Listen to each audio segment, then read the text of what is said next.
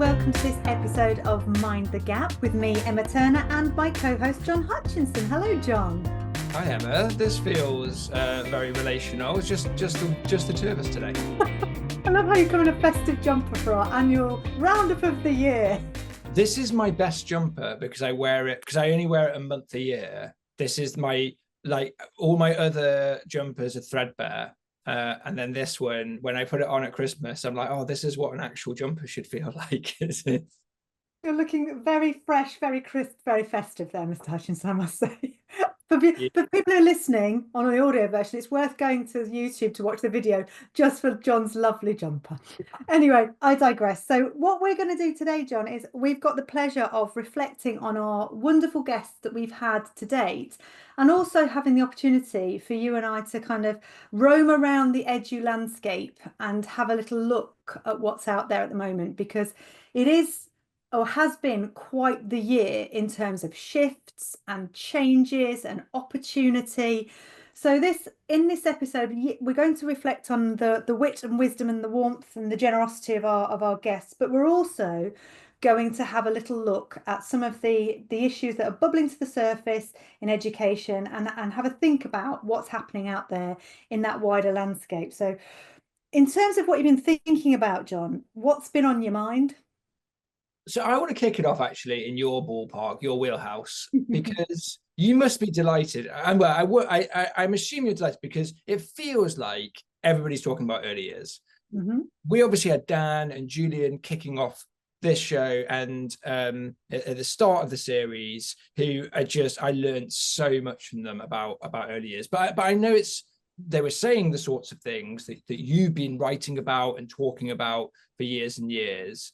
And there's always been bubbling under the surface a little bit of kind of, we should intervene earlier, we should support parents earlier, we should support children earlier, we should have, like, if you get it right in early years and everything else is kind of okay.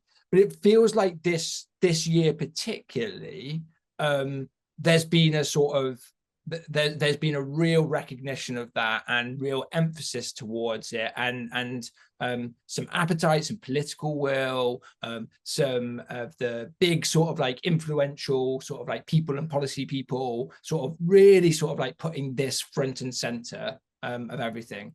So how do you feel about that? Do you think it's a good thing? Do you think it's a bad thing? And how do we learn from people like Julian and Dan to make sure that we seize this moment and it's not a flash in the pan and a kind of let's move on to the next thing tomorrow?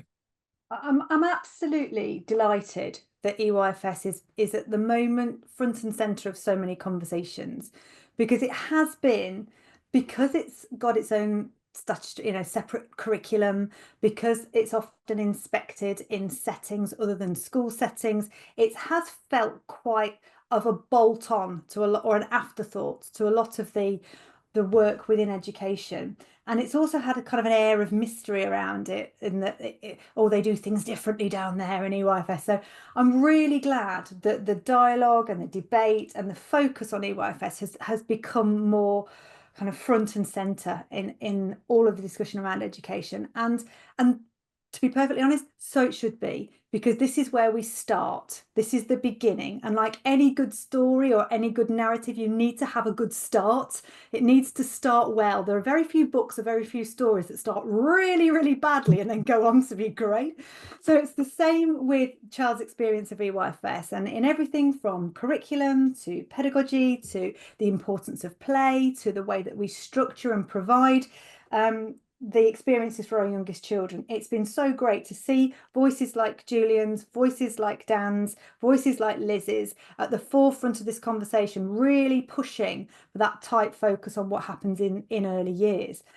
And you're right in that if we don't get early years right, everything else falls apart. And in a lot of my writing and a lot of my work, I talk about EYFS being the engine of everything else, because if that's wrong, you're going nowhere. It's got to be right. And I think that the fact that there is so much will at the moment to recognise the impact that understanding EYFS can have later on in the system is truly heartening.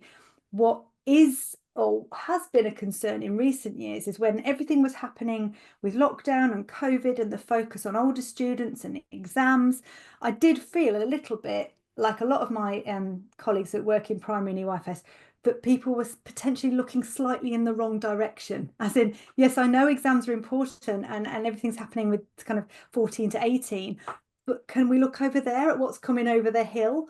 Because actually these children are not getting essentially a normal early experience, and that early experience is so fundamental to future development that I'm really glad the focus is now. And I think that the comments that Dan made about every experience that children have being a learning experience and every place being a place of learning, and about Liz's comments about the need to belong and actually understand children's lived experiences, and Julian's really granular focus on the research around it is a really heartening picture for EYFS. And Julian, especially that, I know that he was he was quite forthright in the importance of play, and I'd be interested in this because it probably annoys you that sometimes in the public discourse, early years does kind of boil down or get superficially characterized as kind of like, should we be like sitting the kids down and making sure that they can sort of like count and sort of like write and read, or should we be sort of like letting them play all day long?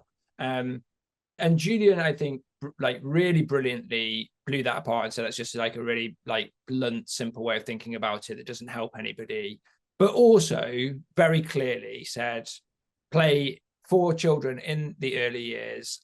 Play is of fundamental importance. It's how they learn, it's how they interact. And I think one of the reasons that there's been an increased focus on it is because primary schools are seeing kids enter reception year 1, year 2, missing some of those essential building blocks, like the ability to self-regulate, like speech and communication and language, as well as some other sort of like foundational sort of skills and competencies where nothing else is possible sort of without those. So what do you make of the kind of the play versus sort of the play versus rigor debates in early years specifically? Is it just a red herring, or? I think that it's so misunderstood in terms of play is fundamental to healthy human development. You can't say that children shouldn't be playing, because they should. And I wrote about it in issue about the fact that all animals play. You can even see it in crows and alligators. You know, it's a fundamental part of development is to play. So to say that should we or shouldn't we, that's a non-argument. We should be playing because it's part of fundamental human development. There is then the curriculum content that you want children to become proficient within, which is another part of the function of school, is to enable them to thrive in those playful, play-rich environments, to develop those kind of essential human development aspects. But then there's the curriculum content that we want to present to children. Now, if you think about your own parenting as well, there'll be times of the day where the children are playing and they're playful, and there'll be other times where you sit down and you read with them, or you'll sit and colour and you'll sit and draw, and we don't carve that up and say, well, that's direct instruction, that's play. It's just a rich tapestry of experiences where sometimes you are modelling and the children are copying, sometimes you are allowing them to explore for themselves, sometimes you are moving their thinking on with the questionings that you're asking them. So I think to carve up the complex tapestry of EYFS pedagogy into play and not play, or should we play or shouldn't we play, is incredibly blunt and does a huge disservice to the thinking that underpins really rigorous EYFS practice, and also doesn't recognise that play is a statutory part of the EYFS entitlement. So people go, oh, we shouldn't be playing, we should be sitting them down and teaching them all day. Well, actually, that's not compliant with the framework for start. But there are things that children need to be taught, and that's where your decision making comes, as in how is best to teach these children this content in this way on this day. because just day to day, children can vary so much in EYFS. So I think it's what's required is a really deep understanding of the ways in which children can learn in EYFS, and then selecting which bits to do when for which content, which is then overlaid over a rich, playful environment. I love it. I had Billy's, for listeners, Billy's my daughter. I had her learning review yesterday for her nursery, and they said the next step was they said, like, things are good, but like her subitizing, like you could, if you want to do anything like her subitizing, she can't subitize. And so we got home and practiced some subitizing with her, and she couldn't do it.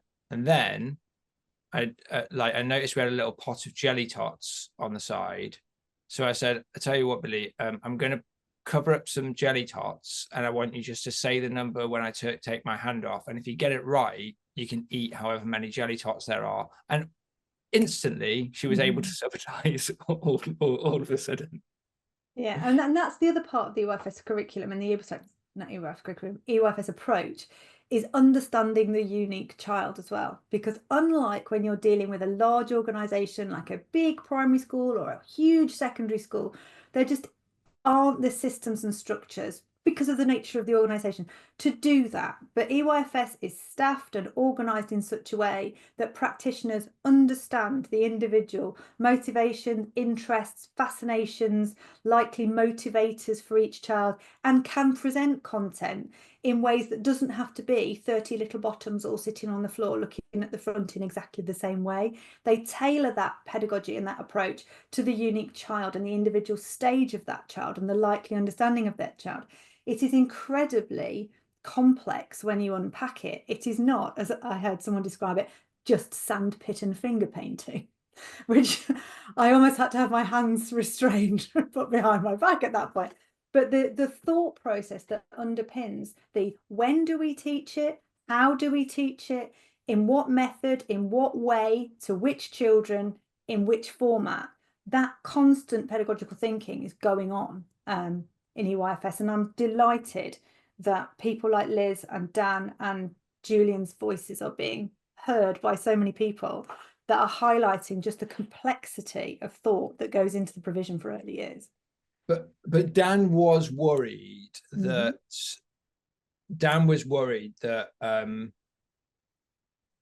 the kind of the crisis of what he called the crisis of daycare, which I think is their kind of like childcare equivalent, that some of the proposed solutions to this sort of crisis of understanding could make things worse, and that it's not uncommon for politicians especially to take action that make things worse. And to your point there, one of them might be, oh well, the reason that we're not getting more kids in sort of high quality childcare and high quality early years provision is because the ratios are wrong.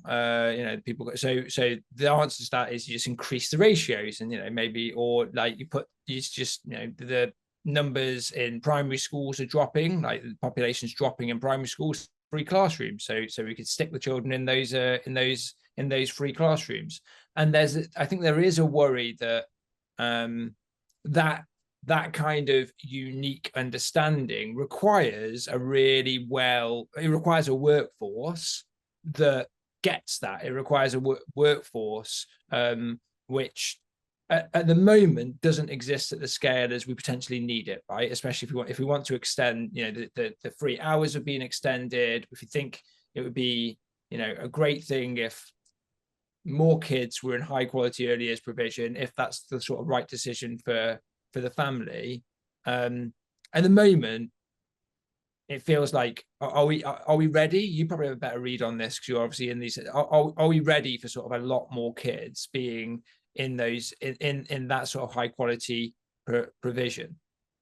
This kind of touches on something that Emma Sheppard was then talking about, is about the fact that we're not necessarily ready because we've got a crisis in teaching in terms of recruitment and retention, but there is a massive recruitment and retention crisis in early years settings as well. So it's all very well saying, let's create these nursery places when nurseries are closing, they're struggling with staffing, they're struggling with funding. Lots of private nurseries are closing because the funding that they receive, there's a gap between actually what the care costs and actually the funding that they get to fund the free hours. So there's a funding crisis, there's a staffing crisis, and I can't remember where I read it, but it's something like there's a missing, or there's a lack of 40,000 early years staff in the sector that needs to be filled. And I look at as well, and Dan was touching on this, about the quality of training for people who work in the early years, and that some countries, the quality of training for their early years staff is so rigorous and so well funded that the people who are working in early years have huge respect amongst the education profession as a whole, because it recognises the level of depth that you need to have in terms of understanding to work with children, to work with them in the early years. But I don't think that's necessarily replicated, especially, as Dan was saying, in the US and potentially over here. I have huge respect for anybody who works with children in the early years, and there are fantastic dedicated professionals in all sorts of settings, but I don't think they all get the respect, or indeed sometimes the training and the funding, to enable that really high quality universal kind of childcare and early education. I heard on that point, I heard an economist who crunched the numbers on this. You'll be interested in this. So they crunched the numbers on this: universal free childcare or early years provision. Okay, so that's the offer. So universal, so any parent from any age, if they want to, you can put your kid in the local nursery and it'll be free. And the staff in there, in those nurseries, will be paid on the main teacher pay scale. And it costs, he said it costs £70 billion a year to do that. And he said there are some countries who sort of come close to that sort of an offer. And he said, look, it's £70 billion, but actually that's not quite, doesn't tell the whole story, because what would happen is you would, the economy would grow because you'd release a bunch of people back into the workforce, almost exclusively mums, back into the workforce sort of earlier than they otherwise might have done. They'll then obviously be earning, paying taxes, buying things, and so the 70 billion doesn't quite tell the whole story, but that's how much he thinks it costs to do the kind of full-blown universal high quality early years provision, which is available in some of these countries. When people say, you know, they start school at 7, our kids start too early, usually in those countries you find out actually there's really high quality, basically free early years provision that those kids are getting. So it's not like they're staying at home until they're 7 and then starting school and everything's like fine and easy. They're sort of like all having this really strong sort of start with an early years approach.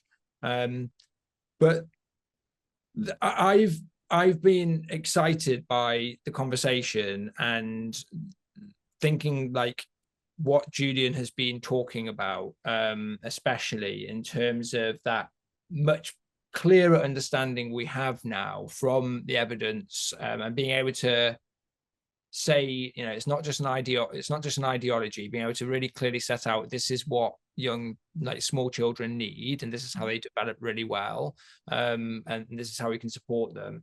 But also, I don't know about you, I was left a little bit worried from Dan's episode, because he just seemed to diagnose the potential issues down the road so well, and I'm really glad he was ringing that warning bell, but I'm a little bit worried that there are some bear traps ahead. Are you more optimistic? I'm always an optimist, John. I'm always an optimist, and I also have faith in my colleagues in the early years sector that they will do a fantastic job in challenging circumstances, as they always do. But I do think, like I was saying, alluding to earlier on, that potentially very often education looks in the wrong direction. And so I do welcome this focus on, sorry, my mum's just shouting in the background. Just as we're talking about the care of young children, she's just gone, I'm going to get the girls from swimming. But I do think we're potentially looking in the wrong direction, and have been. And I welcome this renewed focus on looking at what we can do with the resources that we have, and what we can do really well, that's really efficient, really effective, and more importantly, is right, in the right way for younger children, because they're not the same as older children, and they do need a bespoke approach. But I'm interested that you mentioned Emma there. I kind of wanted to touch on the episode that where I spoke to her about the MTPT project, because that has huge implications for not only staffing the early years workforce, but staffing the workforce full stop. Some of the stats that she gave in that that episode would make your hair curl. I listened to that one as soon as it came out, because I was really sad not to. I think I sent it out on, like, ironically, I had a childcare disaster, which meant that I couldn't join the episode, which was all about sort of looking after children. But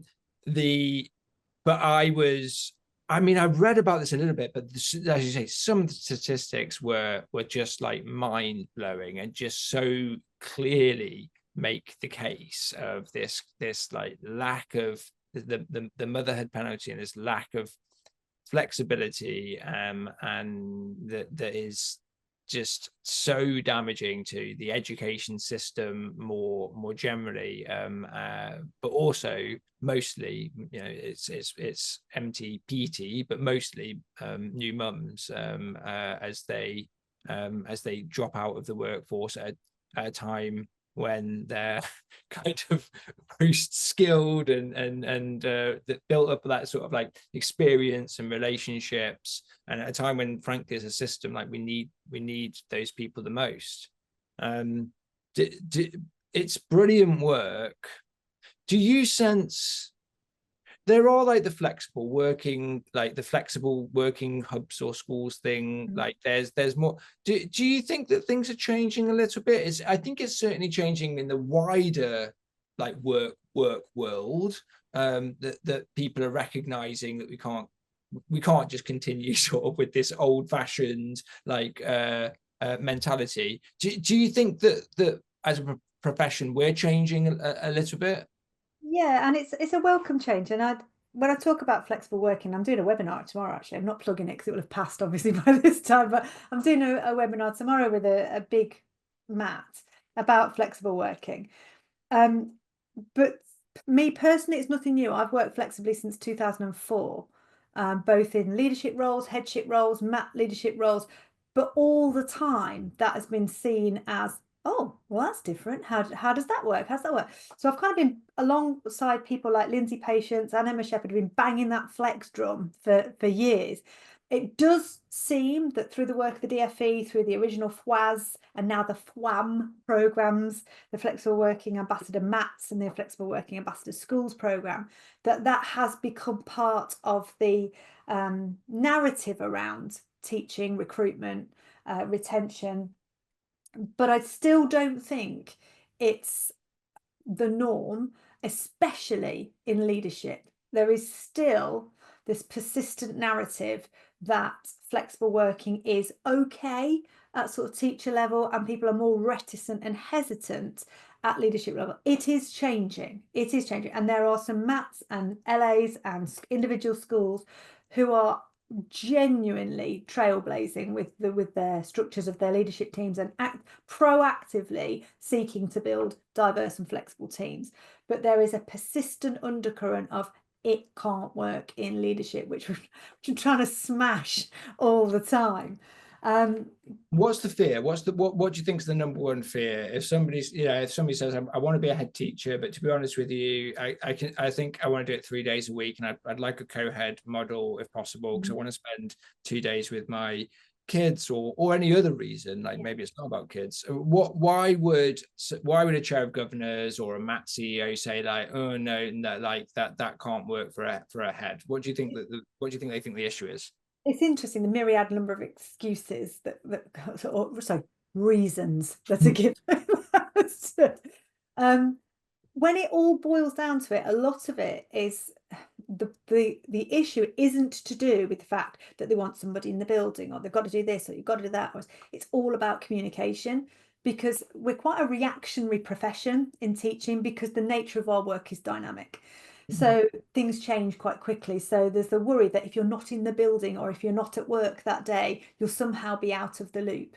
What I do know about teaching is a lot of the time, for a profession that prides itself on planning, actually, in terms of quite a lot of our leadership planning, we're not necessarily as organised or as slick as we potentially could be. And a lot of communication is kind of, I don't mean last minute, but it's close to the point of where it happens. Yeah, and that's because we're responsive organisations. But there is a worry that if you're not there all the time, you'll miss key information, or you'll be on the back foot, or you won't be able to action things, or we can't wait that long until you're back in again to action this. So a lot of it is about communication and planning. A lot of it is potentially because there is more now that I have mentored now, getting on for about 40 co-headships into co-headship now. So I'm absolutely delighted with that. So there are now role models, established role models in the system, but until now, until very recently, there haven't been. And the whole "you can't be what you can't see," until there were people doing it and doing it successfully and doing it well and getting great outcomes, or really positive, glowing inspection reports, there was a tentative kind of hesitancy to fully embrace it, because what if it doesn't work? So part of that is being smashed apart now. The other lever that is gaining traction or gaining strength is the fact that there isn't anybody else out there who wants to do it. That's what I was wondering. Like, to what extent is it out of necessity, and to what extent is it like it's the right thing to do? I think with some people, it's both, as in, we need to have qualified people in the workforce. They're not necessarily going to want to work a traditional model. So if we want to keep them, we need to change. But also there are some people within that bracket as well we want to proactively have diverse teams, because if you only have a team made up of people who are in a position to work full time, you've got quite a narrow demographic potentially of lived experience. You haven't got people who are bringing that richness of lived experience necessarily to the table. Whereas if you proactively build diverse teams and flexible teams, you've also got response built in, which some people are beginning to notice. So for example, when my co-head partner and I had maternities, we were able to up and down our days, so that when one was off, we would do a little bit more, and vice versa. So there's inbuilt flex there. We didn't suddenly have no head. There was a head and one that could flex. But there are still some organisations, and I deal with them all the time through my flex work, where they've literally got policies that say, well, not policies, unwritten rules that say no leadership position is allowed to work flexibly. And that's a blanket no. They are becoming fewer, but they still exist.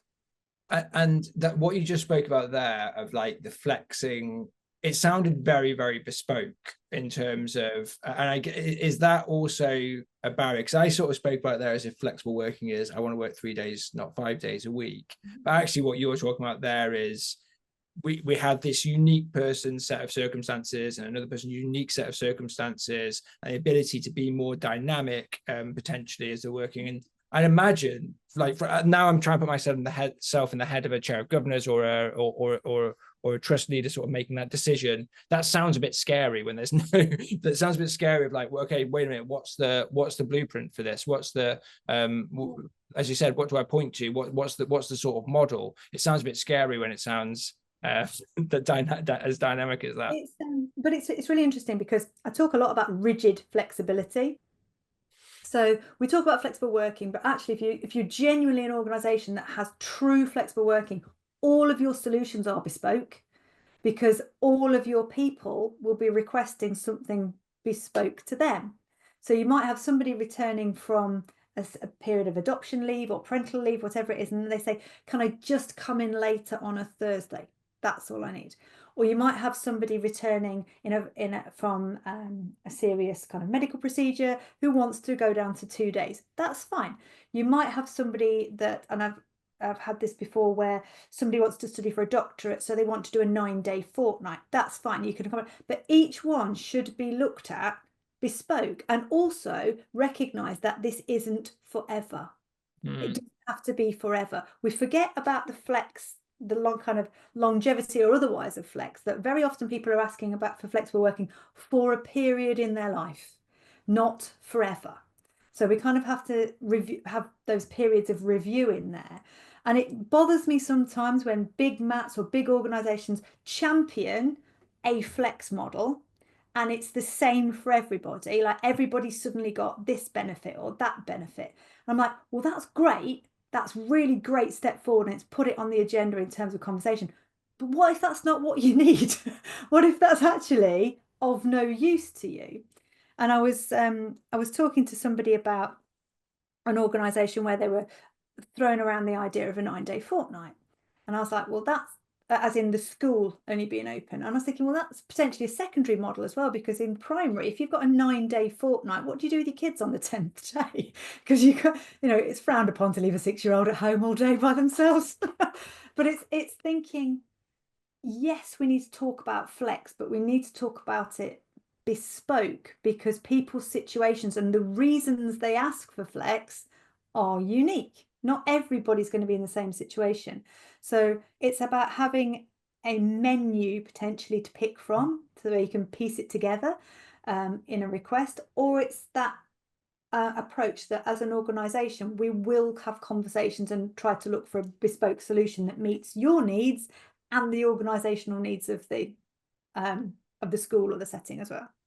It's so interesting, isn't it? Because I guess there's a few different things at play. There's what Emma was talking about, which is maternity and paternity specifically, and that point in people's lives when more flexibility is a necessity, and not it's not really about you and your needs. It's about your child's needs, and potentially time bound. There's people already in the profession who think maybe they've been teaching 10, 20, 30 years, and they think, actually, I quite like some more flexibility in my role, in my life.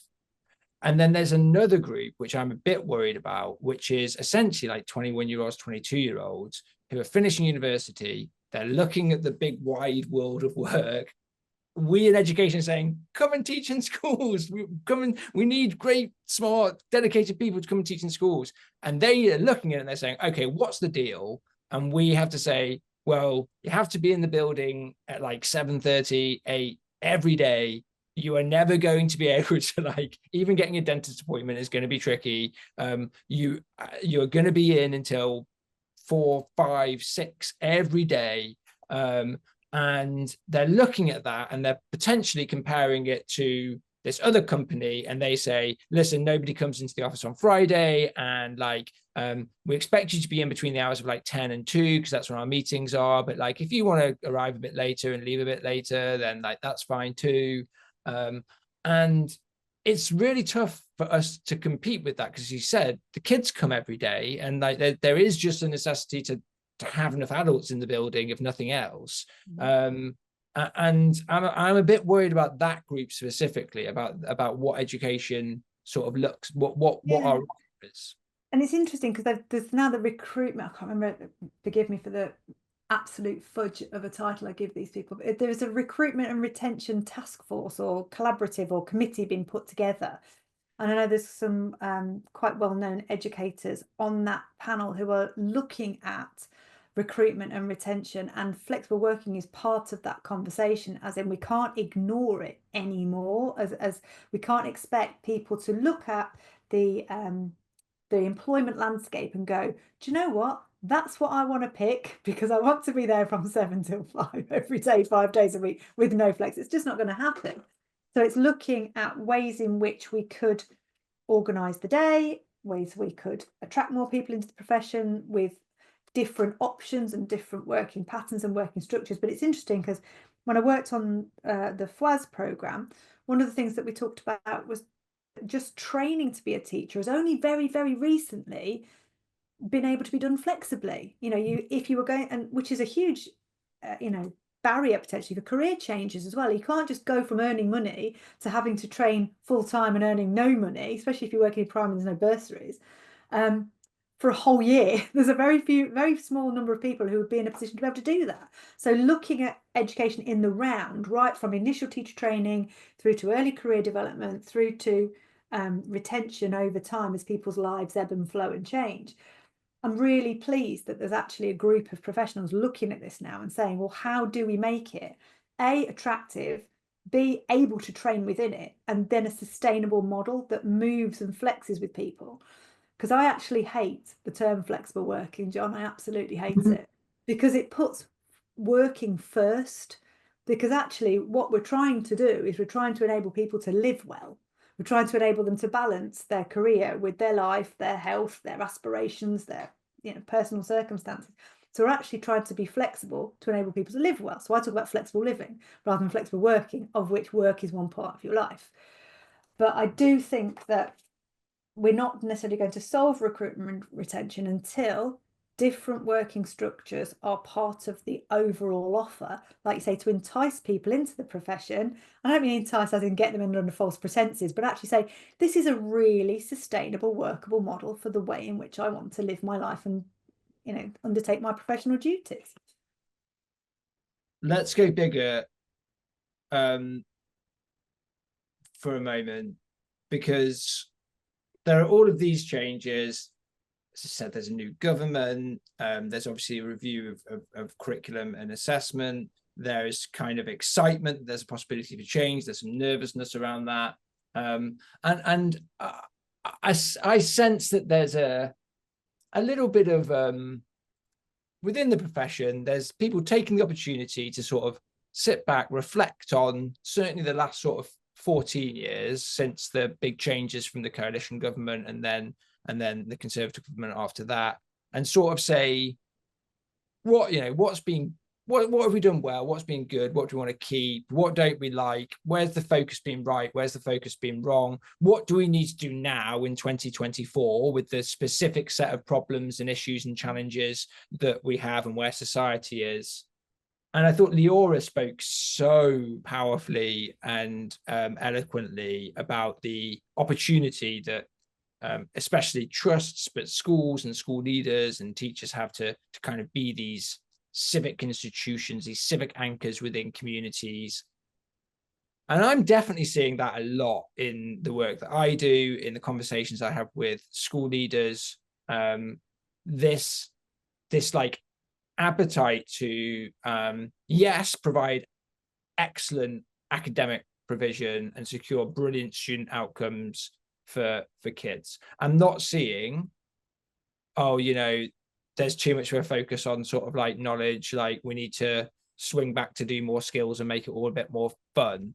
I'm seeing things more, I'm seeing people be a lot more nuanced than that and saying, so generally speaking, as a character of like, I'm glad that we had a focus on content and sequencing and thinking about what we teach kids and how well we teach them and how we sort of, but there is there's a ton of issues and barriers for lots of kids and families that we have an opportunity to kind of contribute to sort of like solving those problems, and some excitement around that.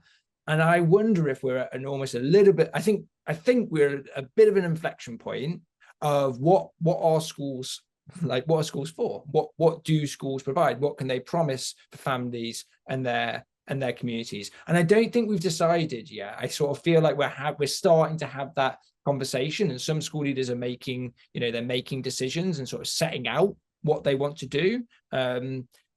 But what does that chime with your read on the situation? Do you think that we are at this kind of like a little bit of a fork in the road? Do you see people kind of looking back on the last 14 years in the same way?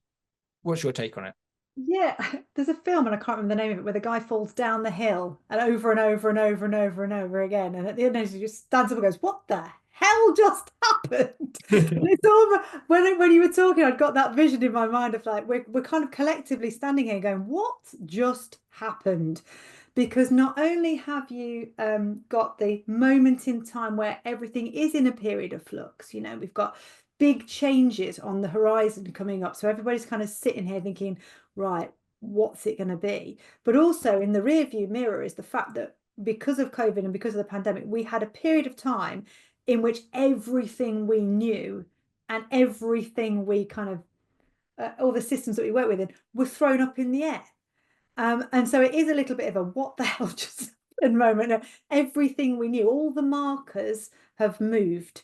So I do think that we can't necessarily continue to plow on, do what you've always done, get what you've always got, basically. And I think there's a collective feeling that something's not quite hitting the mark for children at the moment. And it's kind of unpacking what that not hitting the mark might be. Is it curriculum? Is it pedagogy? Is it school organisation? Is it the role of school, full stop? You know, what is it? So I think there's a collective kind of thought around, well, what is it?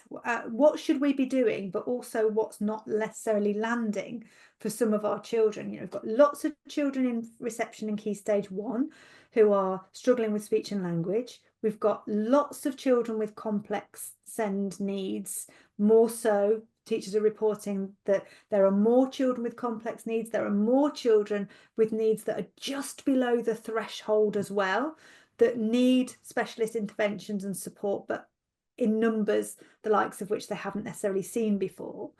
You've got that against the backdrop of buildings that are potentially falling down a lot of the time. Suspensions are up, exclusions are up, mental health is up. It does. It feels like on any of those sorts of markers, those barriers. It feels. Yeah, and to your point, one of the most common things I hear from school leaders at the moment is all of the things that used to work don't work anymore.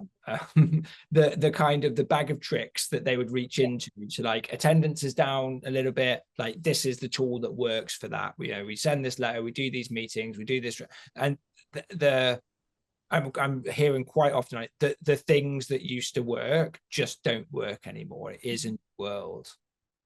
Yeah, and it's interesting that you know, the changing role of schools as well in the community, that seems to have shifted as well, because schools became such a focus during COVID for communities and for families, whilst simultaneously kind of fracturing the parental relationship, because parents said, oh well, they learnt at home, they didn't necessarily, inverted commas, need to be at school. So there's this really strange relationship now, or potentially shifting sands underneath your feet in terms of relationships with parents and community. There's all that going on. So it's a period of reflection for leaders, for teachers, to say, because like you say, what we used to do isn't necessarily working. Well, what do we do then? Do we look to the evidence? Do we just plow on regardless, and a bit like shout a little bit louder in the language that we've already used, that we always use, kind of thing? But what is it that we do now? And I do think the sensible thing is to, like you say, have this reflection point, have this opportunity to think, what do we want? What do children need? What do our communities need? What can we provide? And what's the point of children being with us for, and I talk about this in my training, children in education in this country for 15,000 hours. So what do we want to do with those 15,000 hours whilst they're with us? So I think that reflection point of what we're going to do and how we're going to do it is definitely echoes conversations that I'm having with school leaders up and down the country.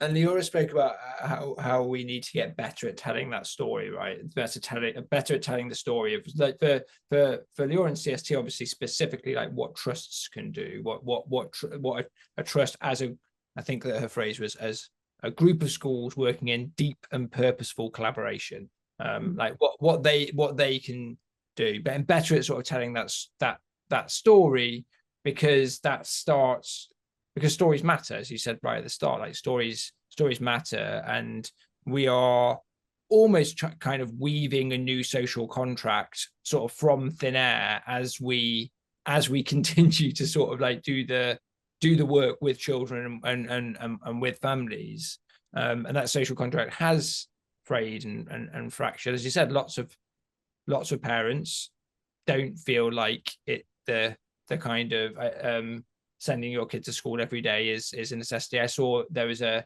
Impact Ed report on attendance that said taking your kid out of school for a holiday, for a cheap term time holiday, is now entirely socially acceptable. There is no social stigma around that anymore in the way that there used to be. And so that's one of the reasons that the old bag of tricks don't work anymore. And so I wonder what that new social contract looks like. I wonder what, as you said, it can't just be shout louder, but it also can't just be, well, we'll just kind of like abandon schools as institutions where kids learn loads, because we invented schools for a reason. Kids need to learn lots, and it's impossible for parents, especially as kids get older, to offer that kind of broad, balanced, holistic education.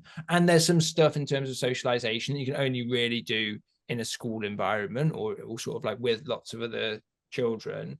And I think that's what I'm going to be looking out for in the new year. Like, how do we get better at telling that story in an invitational way, in a non-judgmental way, in a way that doesn't give up on the hard-won victories around sort of great curriculum that are being provided in so many different schools now. You know, lots of heads of department and primary school subject leads have toiled blood, sweat, and tears into crafting a really rich and sort of like content, sort of like specific curriculum and lots of different subjects for kids. I don't think we want to throw that out, but it seems, but I think that we need to get better at telling the story of what kids get, what schools do, and what parents should expect of schools, and what they can't expect of schools either.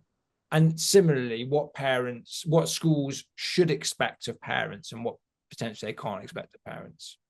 And I think that the next, or the newest and next generation of school leaders will have a completely different experience of school leadership potentially than historically school leaders have had, which is why I was really excited to talk to Aziza as well about her work within leadership development.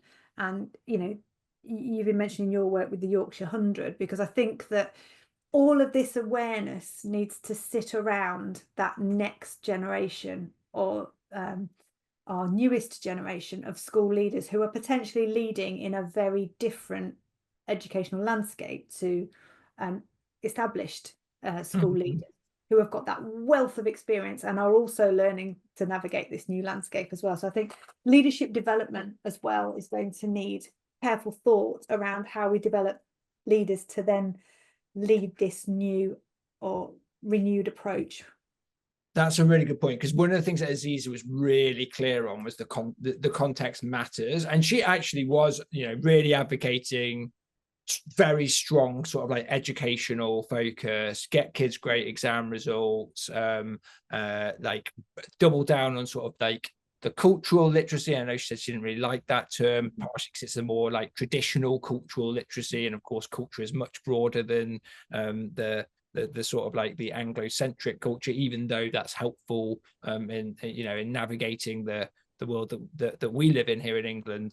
But I guess that to your point on like school leadership, it showed how the understanding of like your specific context and starting from your specific context is tantamount here.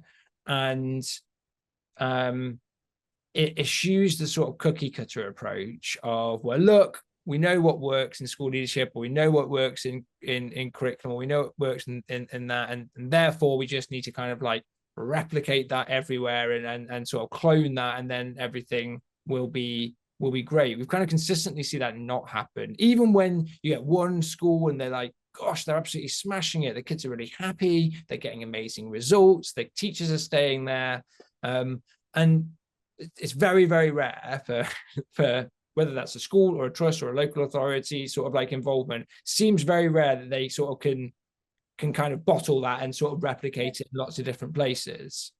Yeah, because it ends up being stars in your eyes. Tonight, I'm going to be XYZ school. It doesn't follow. I mean, and I think about the SIT work that I do. One of my schools that I support's got 23 pupils in it. Another one of the schools that I support's got 1,200 pupils in it.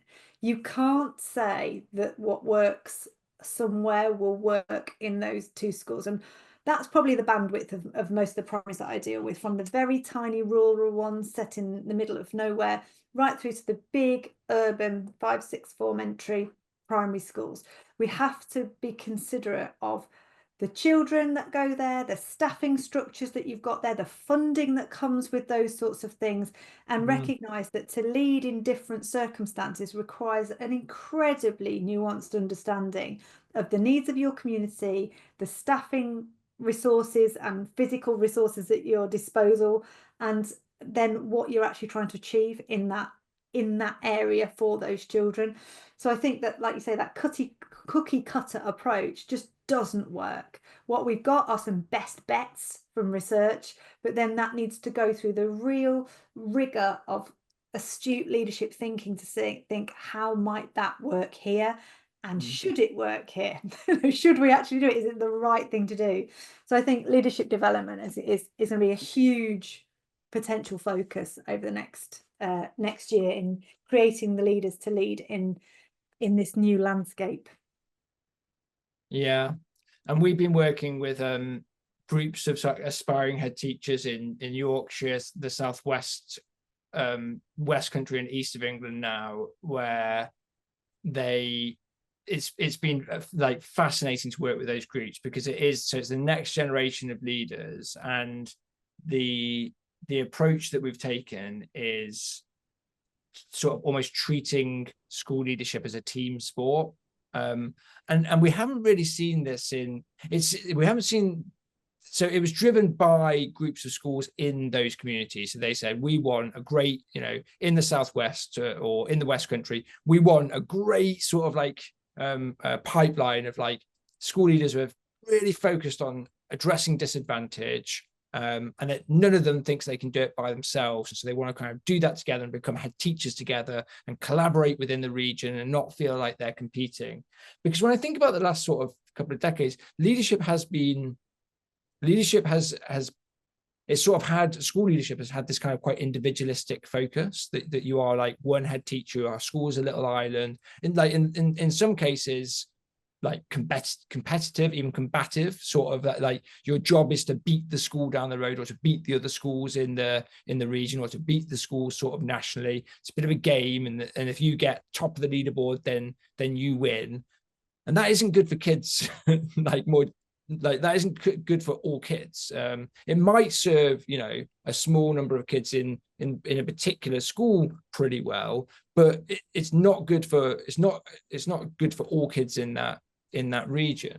And so that's my focus over the next year or so. Over the next few years, I'm excited to be working alongside and pushing this idea of school leadership as a kind of team endeavor and a collaborative endeavor, with the structures in place for that. What's top of your list for the new year? What are you excited about working on? What are you focused on? What's on my list for the new year? I'm still working a lot with schools on age and stage appropriate pedagogy, because I think that's another thing that's a real area of focus that needs careful attention. I think as we understand more about how children learn and how children learn at different stages, then that has real implications for refining pedagogy across all phases. So that's what I'm focusing on, and also on the developing that really robust middle leadership layer in schools. That's where the bulk of my work's going to focus. But I've just noticed the chat, John. We're in trouble now because we've overrun slightly. So we're gonna have to call it there. We could talk for hours about this.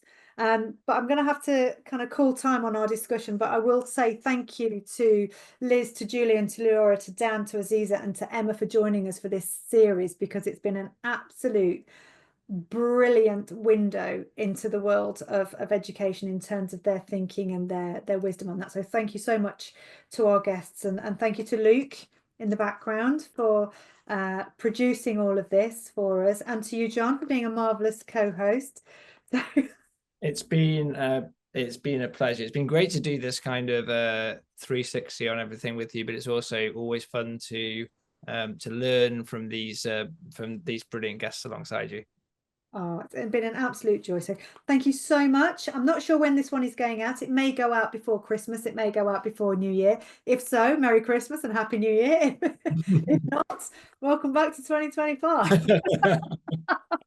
Thank you so much, and bye-bye.